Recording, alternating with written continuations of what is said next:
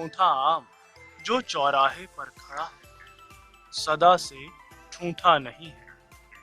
दिन थे जब वह हरा भरा था और उस जनसंकुल चौराहे पर अपनी छतनारी डालियों से बटोहियों की थकान अनजाने दूर करता था। पर मैंने उसे सदा ठूंठ ही देखा है, पत्रहीन, शाखाहीन, निखलम, जैसे पृथ्वी रूपी आकाश से सहसा निकलकर अधर में ही टंग गया हो। रात में वह काले भूत सा लगता है, दिन में उसकी छाया इतनी गहरी नहीं हो पाती जितना काला उसका जिस्म है। और अगर चितेरे को छाया चित्र बनाना हो तो शायद उसका सा अभिप्राय और न मिलेगा। प्रचंड धूप में भी उसका सूखा शरीर उतनी ही गहरी छाया जमीन पर डालता है जैसे रात की उजियारी चांदनी में। मैंने उसे सदा ठूंठ ही देखा है। सही, मेरे जीवन के साल कुछ बेहिसाब लंबे नहीं, फिर भी कुछ कम भी नहीं, और कम से कम दशकों की परंपरा तो उनमें है ही। और जब से होश संभाला है, जब से आंख खोली है, देखने का अभ्यास किया है, तब से बराबर मुझे उनका निस्पंद, नीरस, अर्थहीन शरीर ही दिख पड़ा है। पर पिछली पीढ़ी के जानकार कहते हैं कि एक जमाना था जब पीपल और बरगद भी उसके सामने शर्माते थे और उसके पत्तों से, उसकी टहनियों और डालों से टकराती हवा की सरसराहट दूर तक सुनाई पड़ती थी। पर आज वह नीरव है। उस चौराहे का जवाब जिस पर उत्तर, दक्षिण, पूरब, पश्चिम चारों ओर की राहें आ मिलती हैं और उनके सहारे जीवन अविरल बहता है। जिसने कभी जल को जीवन की संज्ञा दी, उसने निश्चय जाना होगा कि प्राणवान जीवन भी जल की ही भांति विकल अविरल बहता है। सो प्राणवान जीवन मानव संस्कृति का उल्लास उपहार लिए उन चारों राहों की संधि पर मिलता था, जिसके एक कोण में उस प्रवाह से मिल एकांत शुष्क आज वो टूट खड़ा है।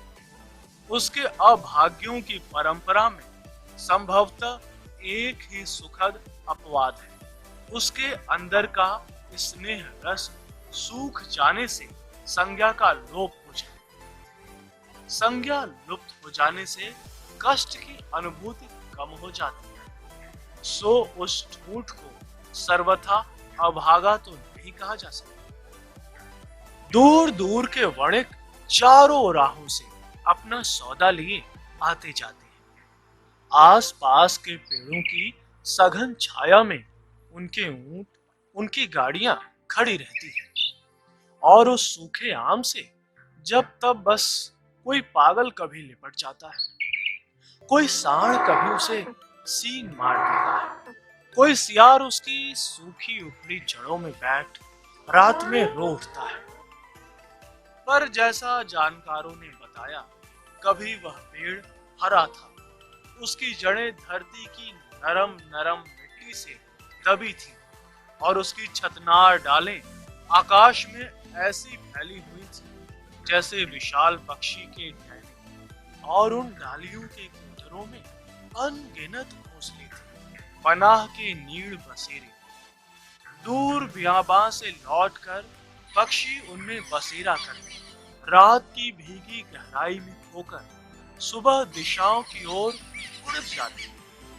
और मैं जो उस पेड़ के ठूंठ पर कुछ दुखी हो चुप हो जाता, तो वह जानकार कहता, मैंने यह कथा कितनी ही बार कही, आंखों देखी बात है। इस पेड़ की सघन छाया में कितने बटोहियों ने गए प्राण पाए, कितने ही सूखे हरे हुए हैं। सुन उसकी कथा सारी बताता हूँ। और उसने बताया, जलती दोपहरी में मरीचिका की नाचती आग के बीच यह पेड़ हरा भरा झूमता पत्तों के विस्तृत ताज को सिर से उठाए। आंधी और तूफान में उसकी डालें एक दूसरे से टकराती, टहनियां एक दूसरे में गुथ जाती, और जब तपी धरती बादलों की झरती झीसी रोम रोम से पीती और रोम रोम सजीव कर उनमें से लता पतानों के अंकुर फोड़ देती, तब ये पेड़ जैसे मुस्कुराता और बढ़ती लताओं की डाली रूपी भुजाओं से जैसे उठाकर भेंट लेता। उस विशाल तरु में तब बड़ा रस था। उसकी टहनी टहनी डाली डाली पोर पोर में रस था, और उसे छलका छलका वह लता वलरियों को निहाल कर देता। अनंत लताएं, अनंत वलरियां पावस में उसके अंग अंग से, उसकी फूटती संधियों से लिपटी रहती, और देखने वाले बस उसके सुख को देखते रह जाते। विवेक कुमार श्रीवास्तव के चैनल में आप सभी का स्वागत है। इस वीडियो को देखने के साथ साथ हमारे चैनल को सब्सक्राइब करें और बेल आइकन दबाएं। धन्यवाद। और मेरा वह जानकार बुजुर्ग एक लंबी सांस लेकर थका सा कह चलता कि तुम क्या जानो, जिसने केवल पावस और बसंत ही देखे हैं, निदाग और पतझड़ न देखे, केवल अंकुर और कोपले ही फुटती देखी हैं, सूखती सांस न देखी, पीले झड़ते पत्ते न देखे। फिर एक दिन, एक साल कुछ ऐसा हुआ कि जैसे सब कुछ बदल गया।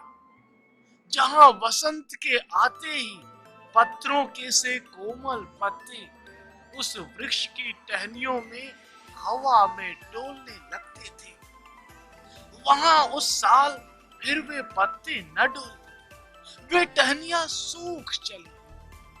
दूर दिशाओं से आकर उस पेड़ के नीड़ों में विश्राम करने वाले पक्षी उसकी छतनार डालों से उड़ गए।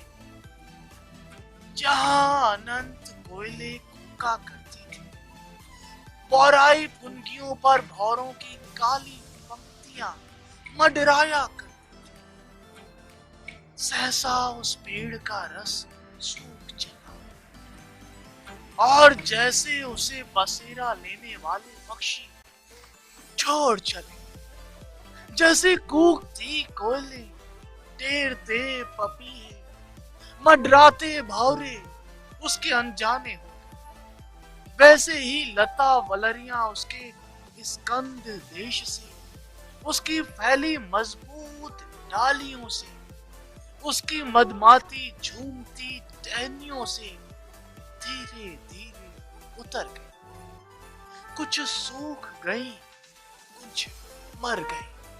उस लता संपदा के बीच फिर भी एक मधुर मदिर पुष्पवती पराग भरी बकरी उससे लिपटी रही, और ऐसी कि लगता कि प्रकृति के परिवर्तन उस पर असर नहीं करते। वासंती जैसे सारी त्रुटियों में रस भरी वासंती बनी रहती। सहकार वृक्ष से लिपटी वलरियों के उत्पात कवियों ने अनेकानेक दी, पर वह तो साहित्य और कल्पना की बात थी। उसे कभी चेता न था, पर चेता मैंने उसे अब, जब उस एकांत वल्लरी को उस प्रकांड तरु से लिपटे पाया। लगा जैसे काल ठमक गया है, जैसे सदियां एक के बाद एक समाने की राह उतरती जाएंगी, पर वल्लरी पेड़ से अलग न होगी। दोनों के संबंध में व्यवधान न हो और उन्हें एक दूसरे से लिपटे। जो कोई देखता उनके चिर विलास का, चिर सुख का, कभी अंत न होने वाले संबंध का आशीर्वाद।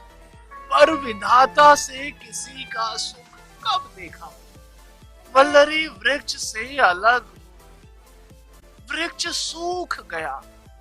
तुम्हारे सामने आकाश का परिकर बांधे वह खड़ा है। पर वल्लरी, वल्लरी सूखी नहीं, मात्र उस वृक्ष से हट गई। उस दूसरे वृक्ष को देखते हो ना, उस तनवान प्राणवान पुलकित रसाल को, जिस पर आज भी कोयल कूकती है, पपीहे टेरते हैं, भौरे मंडराते हैं। उसी तरह से वह वल्लरी अब जा लिपटी है। यह रसाल जीवन के शैशव से निकल कर तारुण्य के उल्लास से उलझा हुआ है। उसके जीवन के बोर बोर से सरकती हुई वह वल्लरी उससे जा उठी। एक दिन वह वल्लरी उस वृक्ष पुरातन की डालियों से उसकी जड़ों में जा गई और उसके ओर ओर चढ़ती सारे तन पर उल्लास से छा गई। उसके मस्तक पर अपना मधुर मकरंद बिछा दिया और अब वह उसे सर्वतः उसकी टहनी टहनी छाए घूमती है। और यह अभिराम उस ठोंठ की तरफ देखो जिसकी काया में रस कहीं दिखता नहीं। पर एक दिन जब उससे रस चूता था, एक दिन जब वह रसाल था, जब सूहे उसके खट्टे आमों को अपनी तीखी चोंचों की चोट से मीठा कर देते, तब अकाल अनेक फल पेड़ से टपक पड़ते।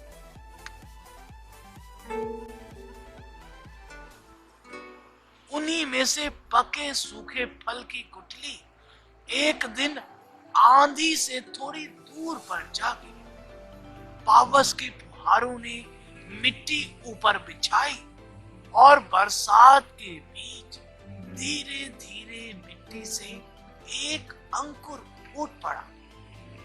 उसकी पीली सफेद एक सूत की जड़ मिट्टी के ऊपर आ गई थी और उससे भी ऊपर दो दालें थी जैसे गुठली की दो रानी, और ऊपर एक लाल अकेला नरम पल्लव था।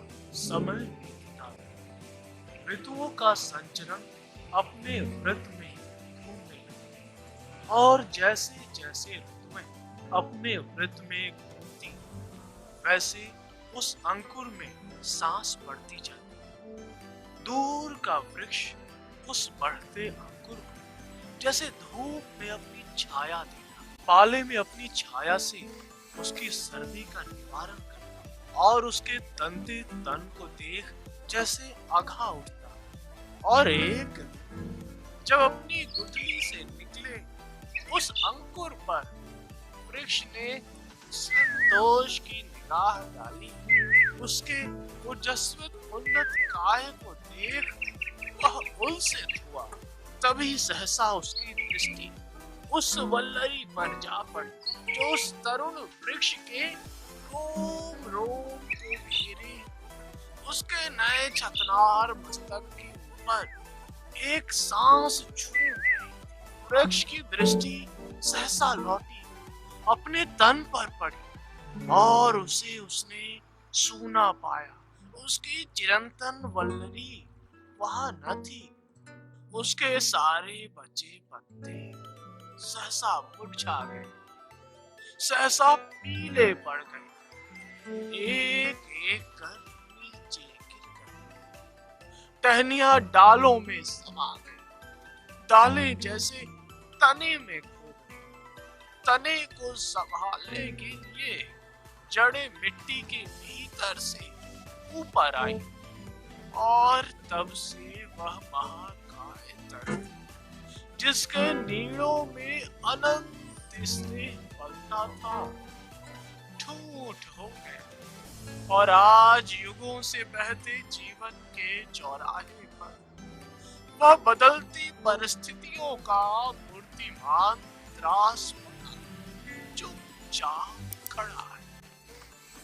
वृक्ष जड़ हो गया है, आज निस्पंद है, निर्भिलाष। पर एक बात कहूं, मानोगे? जानकार ने पूछा। कहा, मानूंगा। भला मानता कैसे नहीं? बुजुर्ग की कड़वाई आंखें अब भी बता रही थी कि उसकी कथा का अक्षर अक्षर सही है। फिर संदेह को स्थान कहाँ था? कहा मानूंगा। बोला, अद्भुत भाव संज्ञा से पुलकित होता सा बुजुर्ग कहता, वृक्ष सूख गया है, कहते हैं निर्जीव है, पर मैंने कुछ देखा है और जो देखा है वह बस देखने की बात है, कहने की नहीं। जब नवतरु बसंत के निरालस रस वितान में अंगड़ाती हुई अपनी वासंती वल्लरी को अभिनव तरुण मृदुल प्यार से भेंटता है, तब जैसे उस ठूठे पेड़ में सहसा सांस पड़ जाती है। और मैंने देखा है उसकी एक शिरा आज भी हरी है। उठो, तुम भी देखो, मधु की इस दहकती रजनी में जब नवतरु वल्लरी के पाश में बंधा अंगड़ा रहा है, वह शिरा निश्चय हरी दिख पड़ेगी। उठो, देखो। उठा, पास जाकर मैंने देखा बुजुर्ग की उंगली की सीध में सूखे पेड़ के अंतराल में एक व्यंजित शिरा जैसे हरी हो आई थी, पन्ने की सी। ऐसे ही और वीडियोस देखने के लिए हमारे वीडियो को लाइक करें, चैनल को सब्सक्राइब करें और बेल आइकन जरूर दबाएं।